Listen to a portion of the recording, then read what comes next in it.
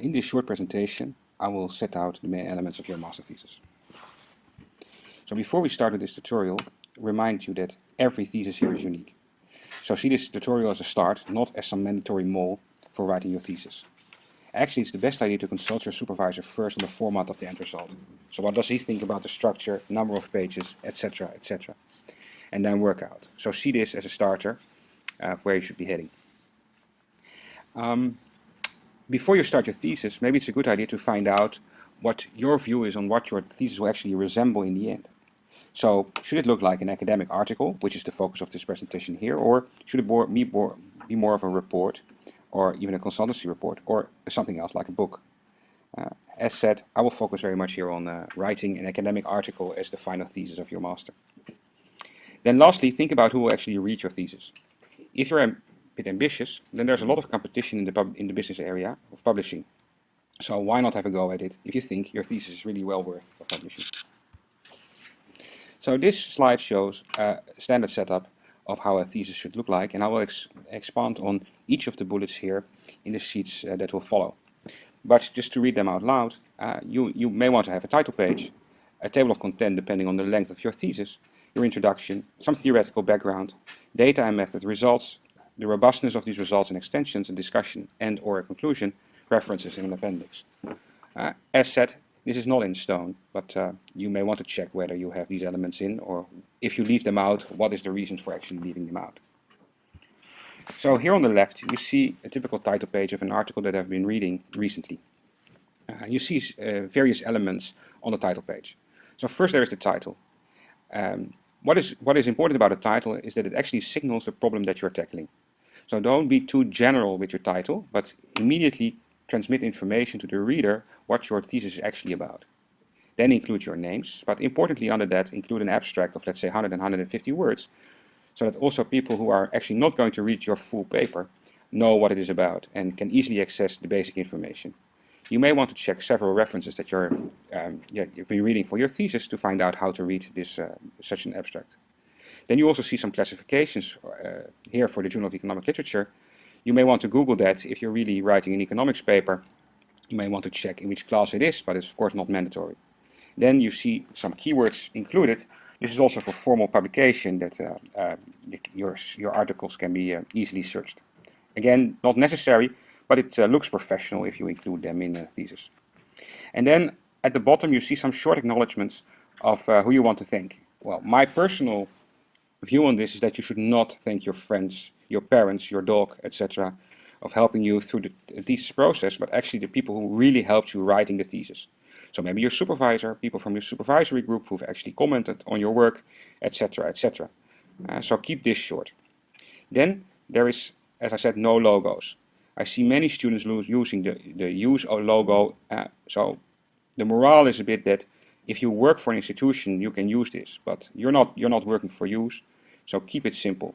Clearly, if you write a report, you may want to make this a bit more fancy, but be aware that don't use logos of, let's say, companies or institutions or universities without thinking about that. Then your introduction. Well, this again is a general setup of how you can write a short introduction that actually may trigger interest in your paper.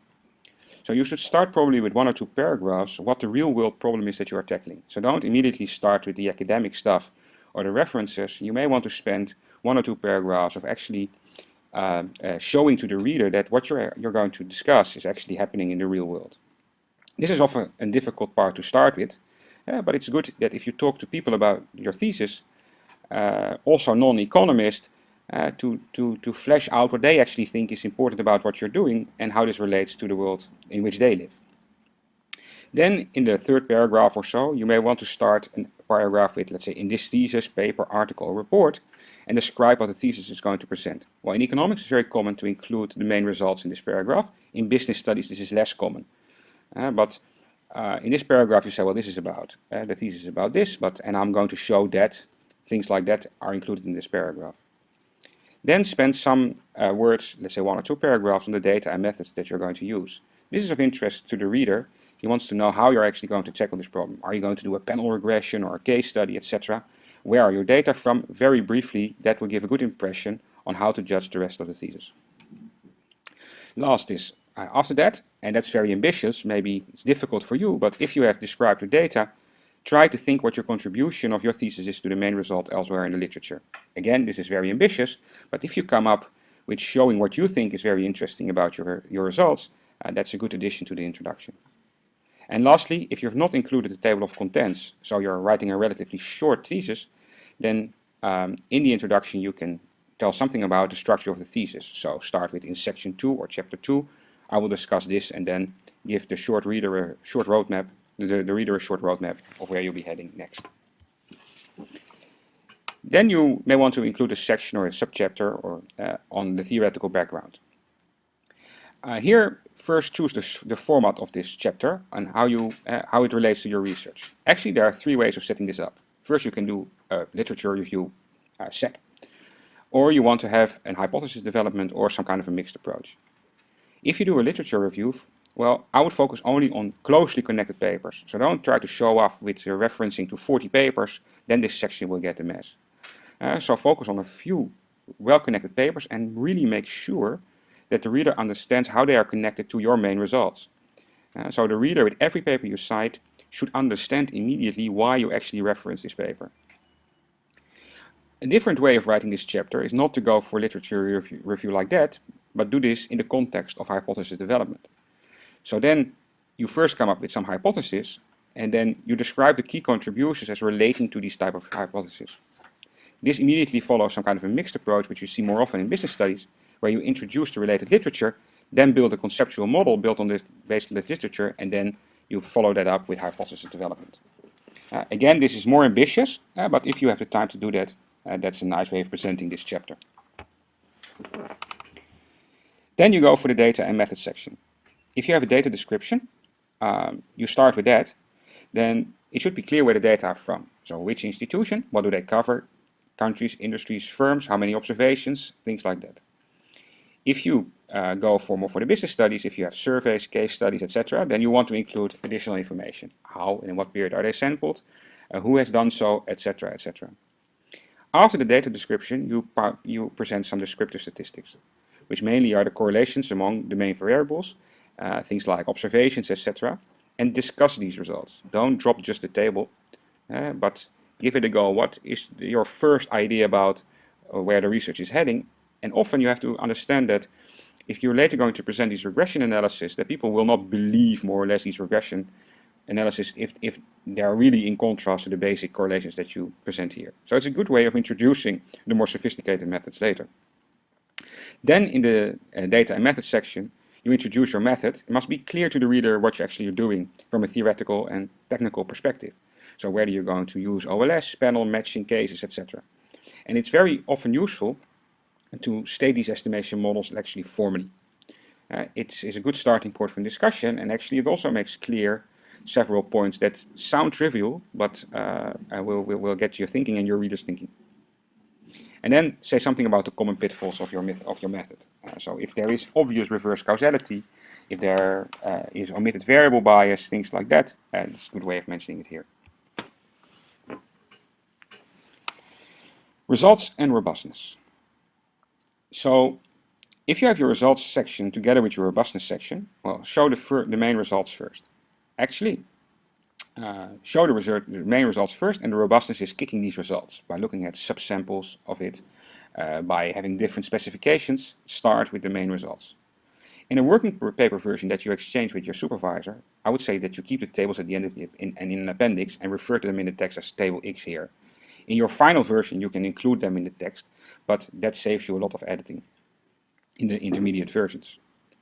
And make sure that if you present tables that you give a complete picture. So include the number of observations, the total fit with R squared, and be sure that your supervisor knows what abbreviations mean. So put them, for example, in the appendix or in the note to the table.